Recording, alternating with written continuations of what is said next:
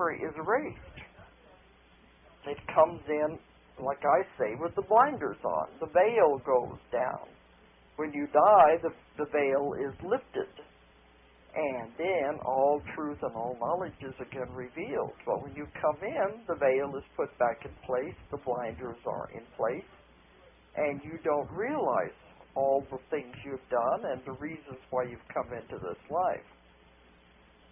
I asked one time in my work, I said, wouldn't it be easier if we knew why we were coming in? We knew the connections we had with our parents, the past life connections. If we knew the agreements we had made, wouldn't that make it easier? And I was told no, because it wouldn't be a test if you knew the answers. That's the whole thing. This is a school. Life is a school. Everything is lessons. You can't go on to the next lesson until you pass the grade that you're in. And so it's tests that we have to go through, tests and lessons. And that's what the baby comes in knowing that. I've had some people, when I've taken them through the birth experience, they have already gone through the spirit side, and they've decided what they're going to do. They've made the agreements with the people they're going to be associated with to work out whatever karma, whatever things they hope to accomplish in this life.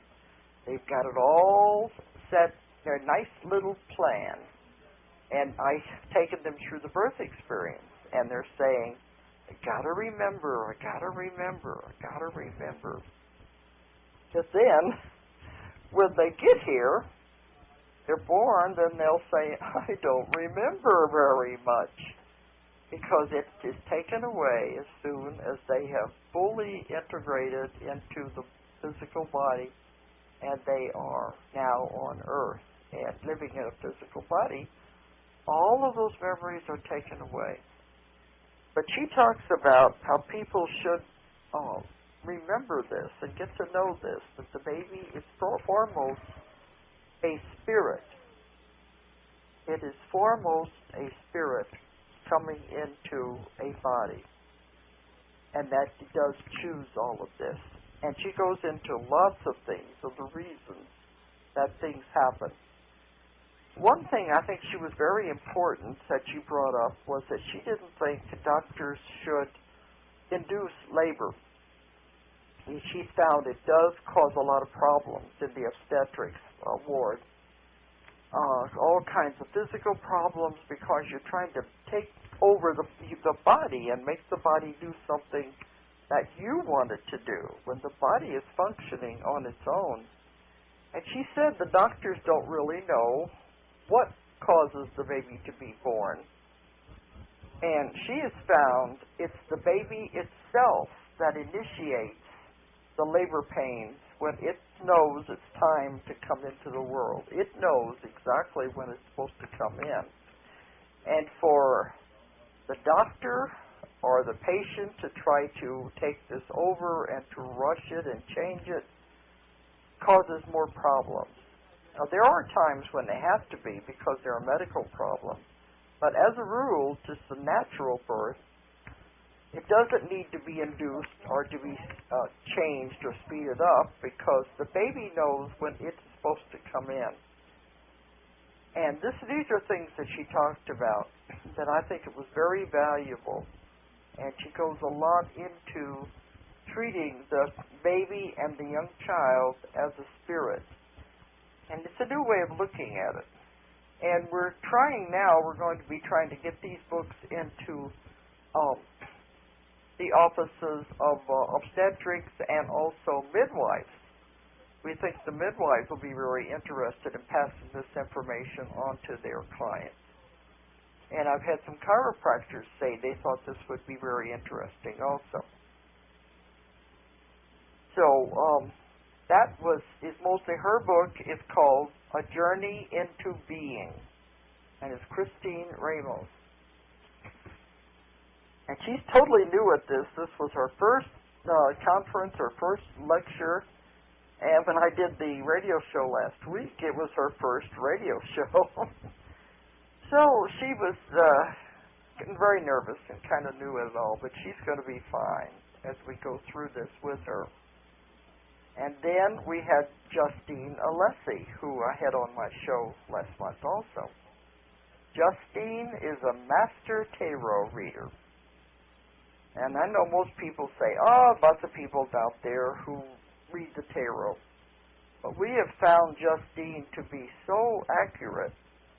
She has told many of the members of my own family things that she could not possibly have known, and predicted things that have come true immediately. So she has a remarkable ability to read the cards and to convey this to the client. Now, but she has developed her own method. She said after doing this for about 30 years, she began to find out different meanings from the cards than the average tarot reader was finding. And that's why she wrote her own book about her own method. And her book is called The Rebirth of the Oracle. This brings the tarot into the modern time, because as a lot of you know, the tarot goes way, way back to the Egyptian times and beyond. It's been around a long, long time. And a lot of the other books are still focusing on the old interpretations of the cards, the old meanings of the cards. But that now is becoming outdated, because whenever you're trying to read the cards with the old meanings, how can you interpret that for now? So what she has done in her book is to show people how they can read the cards and how it applies to what's happening in their life right now in the 21st century, and how we can apply it to the lifestyles we're having now. And she is also going to be giving classes to teach this, and we're going to be helping her with this, to start setting up some classes in various cities so that she can show people this new method of doing the tarot. It's very effective. So there was a whole lot more about her also. I'm almost through with all these speakers anyway. Okay. But then the last one we had was Claire Doyle Ballant, and I brought her down from Canada. She had to come the farthest, and she has written a small book called Luck Doesn't Happen by Chance. And that book is a combination of astrology and numerology. It's a fun book, a book that you can just pick up and go over the instructions, and you can find out your lucky numbers. And it doesn't mean these numbers should be used just for gambling. She means in your everyday life, there are certain numbers that you should take into consideration. Like when buying a house, the address is going to be, when buying a car, the license plates. There's certain days you should not do things on, and some days that would be the very best days to do things on.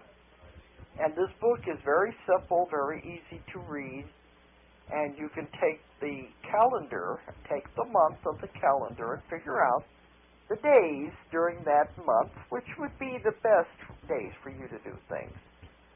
You know, being human, we don't always stick to that, do we? But, you know, things can change because our lives are not set in stone. But anyway, that is what her book is about, and it's called Luck Doesn't Happen by Chance.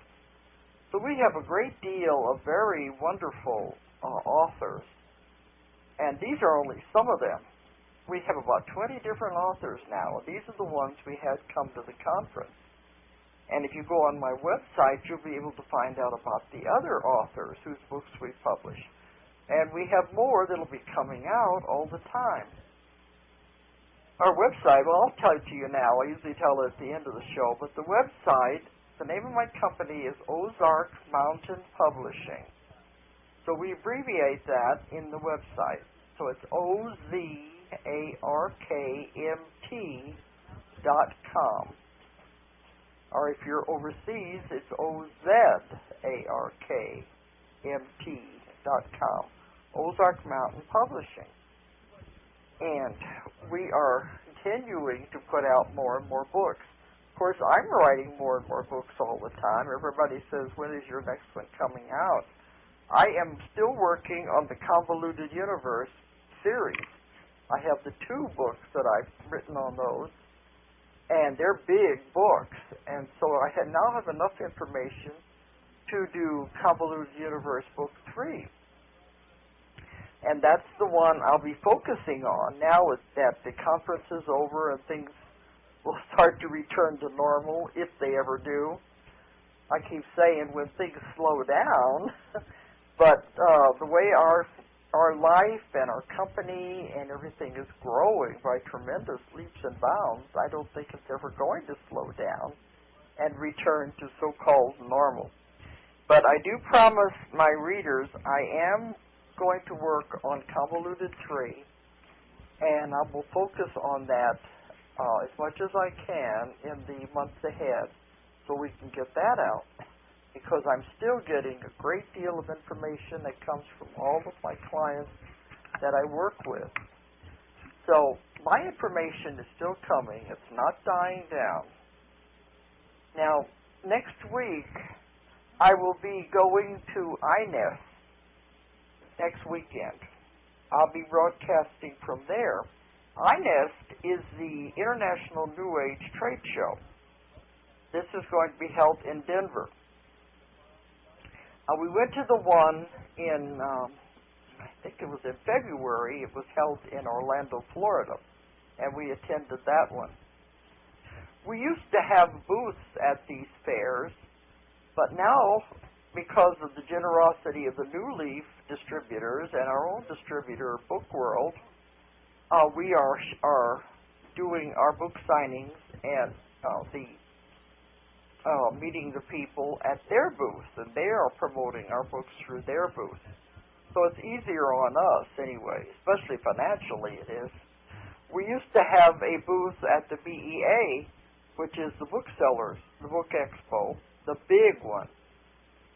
And now that one is, we've been doing to that we were going 10, 12 years to that, and we had a booth every time until this last year.